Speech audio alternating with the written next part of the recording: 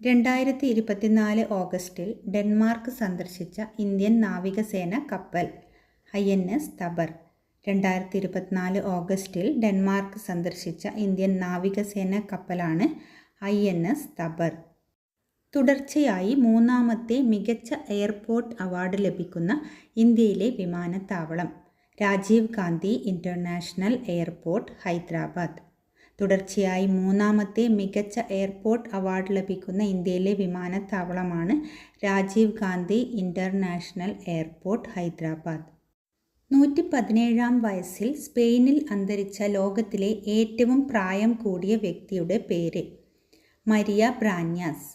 117-ാം വയസ്സിൽ സ്പെയിനിൽ അന്തരിച്ച ലോകത്തിലെ ഏറ്റവും പ്രായം കൂടിയ വ്യക്തിയാണ് മരിയ ബ്രാന്യാസ്.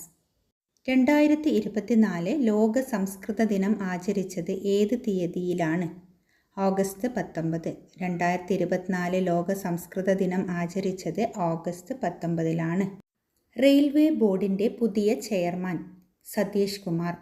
റെയിൽവേ ബോർഡിൻ്റെ പുതിയ ചെയർമാനാണ് സതീഷ് കുമാർ. ഇന്ത്യയിലെ ആദ്യത്തെ വന്ദേ ഭാരത് സ്ലീപ്പർ പുറത്തിറക്കിയത് ബാംഗ്ലൂർ. ഇന്ത്യയിലെ ആദ്യത്തെ വന്ദേ ഭാരത് സ്ലീപ്പർ പുറത്തിറക്കിയത് ബാംഗ്ലൂരാണ്. ഇന്ത്യയിലെ ആദ്യ അരി ATM സ്ഥാപിച്ചത് എവിടെയാണ്? ഭുവനേശ്വർ. ഇന്ത്യയിലെ ആദ്യ അരി ATM സ്ഥാപിച്ചത് ഭുവനേശ്വറിലാണ്.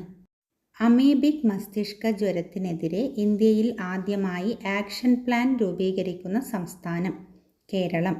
അമീബിക് മസ്തിഷ്ക ജ്വരത്തിനെതിരെ ഇന്ത്യയിൽ ആദ്യമായി ആക്ഷൻ പ്ലാൻ രൂപീകരിക്കുന്ന സംസ്ഥാനമാണ് കേരളം.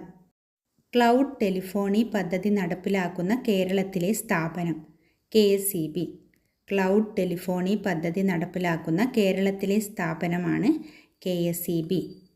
വയനാട്ടിലെ ആദിവാസികളുടെ ജീവിതവും ദുരിതങ്ങളും പ്രമേയമാക്കി ഷീല ടോമി എഴുതിയ നോവൽ വല്ലി.